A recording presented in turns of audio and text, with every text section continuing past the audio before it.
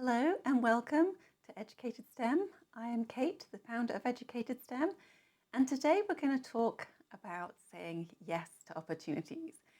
And if you watched the last video, that was about when and how to say no. So this is the flip side of that. When do you say yes to things? So I know that I have been given the opportunities over many years, and depending on what it is, I may have been more or less excited about doing something. I may also have had doubts as to whether I was able to do something. I may have wondered about why I was being given this opportunity. I know that at times I have been given something to do, and it's been coached in kind of a, this is such an amazing way for you to learn this, Kate. You should really do this. And then it became that was the person who was then responsible for all of these tasks, which at the time I was okay with. But I later discovered that those tasks were in other people's job descriptions. So why was I doing it? It wasn't in my job description. So you might want to think about these things when you someone suggests that you do something or you have an opportunity to do something. I want you to have some questions in the back of your mind that you kind of review and consider before you say yes and agree to something new. And I also want you to think about whether something scares you, whether you're worried about it. Because in my experience, when I've been really worried about something, when I've been terrified of something, maybe because it's a new task, or maybe it's because I'll be working with new people, I am learning a new skill, whatever it is, if I've been concerned about it, then usually it has led to the most growth for me. And weirdly, that's also opened up new areas and opportunities that weren't open to me before I did the task. So if someone suggests something to you or something is offered to you and you are concerned, then please go through this list of questions that I'm going to give you and think about it. Because just because something worries you, just because something's scary, doesn't mean that you shouldn't do it. The only reason you shouldn't say yes to something automatically is if it goes against your values or your morals or your principles. If something is egregiously wrong and you don't want to do it, then the answer is an automatic no. If it doesn't fit into that category, if it's not against your values or your morals or something like that, and someone has asked you to do something, then let's dig in and see if you should do it. So, what are some of the questions? Have you done this task before? If you have, is there a good reason to repeat it? So, in my instance, lots of people would say, Kate, you've done this numerous times. It's so quick for you. How would you know? You've never done it. Or if you have assigned it to someone else. You don't know how long this task actually takes. So unless you then tell this individual, actually, you think this takes 10 minutes, it takes 3 hours, then they will actually understand what they're requesting. But at the same time, if it's something that is easily done, and maybe there isn't someone else who can do it within that room or whatever, then yes, maybe this is a task that kind of fits into your expertise, and maybe that's why people are asking you to do it. How long will the task take?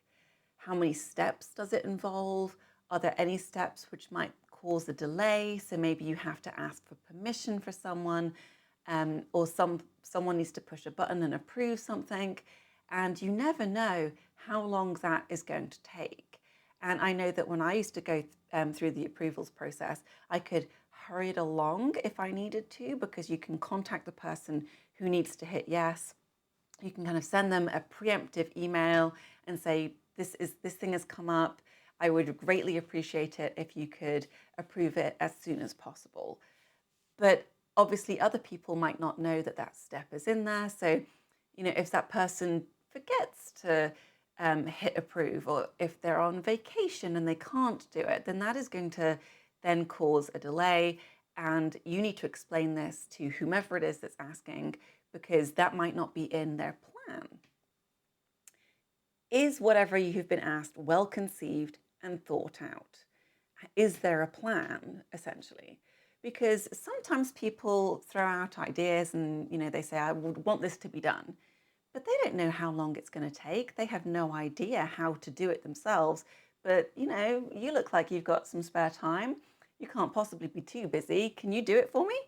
And that's really annoying, because you're then going to have to spend an awful lot of time figuring out how to do something when it's not even your task necessarily to do. So do you have the time to put in to figure this out for someone else? Now, is this a new task which you can learn from? If yes, is there someone that you can get advice from, or maybe you can shadow the first time that something is done so you can learn how to do the process? Because if you're learning it from someone else, it is automatically easier than if you have to sit down and try and figure it out for yourself. Maybe you're Googling how to do something, you're on YouTube, whatever it is.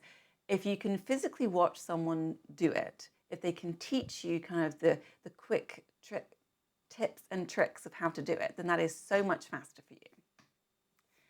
Is this something out of your comfort zone? Again, like I just said, that doesn't mean that it's a bad thing. We're going to push those boundaries and we're going to learn something. Is there someone else who is able to do this task if you don't? Now, this is a key thing, because if you're in a committee meeting and there's lots of people being asked, there may very well be someone who can do the task, and you can kind of say a polite no.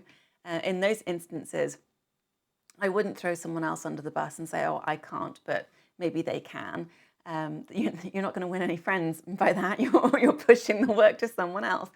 So if there is someone else who can do the work and you're swamped or whatever, then a polite no might be the best way forward. Is there a reward for completing the task? Now, a lot of the time, there may not be a reward, but maybe there's a one-time bonus that you can get, or if I do this for you, maybe I can get a day off, or extra time to do something. I can leave early. Whatever it is. Is there something that is going to persuade you that if you do this task, maybe you can get something beneficial out of it? And a lot of the time, people are like, well, if we thank you in public, then that's great. And it's like, well, yes, I suppose, but I've been thanked for things in public so many times, and everyone's just like, whatever, Kate did something. But getting something tangible, like getting to leave early, getting a bonus, something like that, that says thank you in a much better way than publicly saying thank you. And that's why they want to do that, because the other way is it takes a couple of seconds and it's free. So let's see, is there a reward? Is the task something that can go on your CV or your resume? And is there going to be someone who can then be a referee in the future, or maybe they'll give you a LinkedIn recommendation for whatever this task is? And if the answer is yes, then this is definitely way in the beneficial column, because you're going to learn new things. You can, put it on your CV or resume as a new skill, or, you have planned this thing, you have performed this task, it is complete. And then that definitely helps you, because it's on there, and it will then help you maybe move on to a new job in the future. Will this task expose you to new people? And I like this one, because even though I am an introvert, it's better the more people that you know. And if you can kind of learn who new people are, maybe in your institution, maybe outside of your institution, then there's just more people that you can network with, that can potentially help you in the future. If you're not going to be exposed to new people, if you're literally picking up the phone and talking to someone that you speak to a million times a day already because of what you do, then that's not helping you. They're just going to be like, oh, Kate's phoning again. What does she want? So again, those are 8 or 9 questions that I want you to consider. If there are more things in the beneficial column, then that might be your sign to say yes to doing something. Now, before you say yes, if you've gone through those questions and things are in the beneficial column, you still need to judge how much work is currently on your plate. And can you maybe move things around? What are the priorities so that you can actually add this task? Because remember, if you say yes to something, you're saying no to something else. And whilst this thing might not be terribly exciting, it might then open doors in the future. Or, it's just super exciting and you don't really care that, everything is in the negative column for this task. You just really want to do it. You still need to think about, what you've got on your plate, because you want to be known as the person who does good work, who meets deadlines, who can work within a budget, is a good team player, but at the same time does quality work. You don't want to be known as the person who can throw something together at the last second.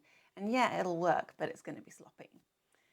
So I want you to think about, I'm sure all of you have seen the signs in people's offices. The signs are something along the lines of, poor planning on your part does not make this an emergency for me. And that's what I want you to consider. Because ultimately, the person might be trying to put this task on you. And it might be because they've had it on their desk for weeks or months. And, this task now needs to be done. And they think that just punting it to you is the fastest and easiest way of doing it. And it is, because they're asking you to do it. They're not going to do it.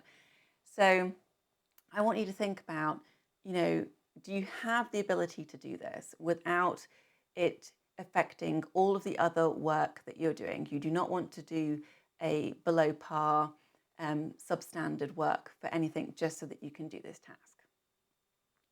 And I need you to think about why this individual is giving you this opportunity. Because before now, I have been given things to do at the last second. And it's because if you can't come out and finish this task, then the other person can be like, well, it's not my fault. Kate messed up. Kate didn't do it. And it's like, I didn't know about this task until yesterday, dude.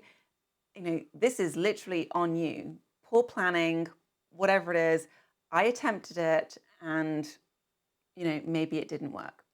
So yes, this person who's giving you this opportunity, and it may be an amazing opportunity, but at the same time, it might be them, trying to pass the buck or getting out of it. So let's consider that before you automatically say yes.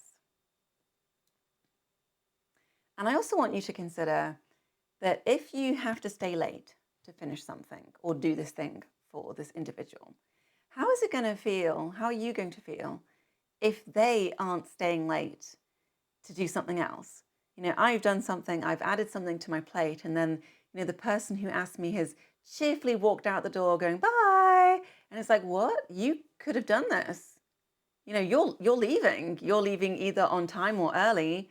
And now I have to stay here for X number of hours to complete your task. That's not making me feel appreciated. It's certainly not making me feel like you are a team player. You've literally just put this burden on me.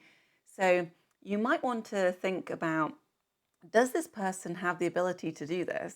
Because if they do, why are they asking me or you? So that might be a sign that actually you want to say no. You do not want to do this thing for them. So again, are they beneficial to you or not? Can you add it to your plate or not? Is the person trying to pass the buck and maybe put you under the bus if something goes wrong with this? Or, are you generally the correct person to do this task? Let's think about these things before you say yes. And again, I can't say enough that if I've been worried about a task, if I've been concerned about it, then it has always led to more personal growth for me, and it has opened doors to other opportunities. And lots of people have said, well, I don't understand. Why does Kate get to do this stuff? And it's like, because I said yes. And that led to another request, which then led to another request. And it's kind of snowballed until something really cool has come on the horizon. But people just see the cool thing that they then want to be able to do. They don't see the work and the growth and the yeses that you have said in order to get there. So by saying yes, you might develop your abilities and your brand in ways that you never expected. And that's a great thing. So are you going to say yes? So I hope that helped you. If it did, please like and share the video. And I hope to see you again next time. Thanks. Bye-bye.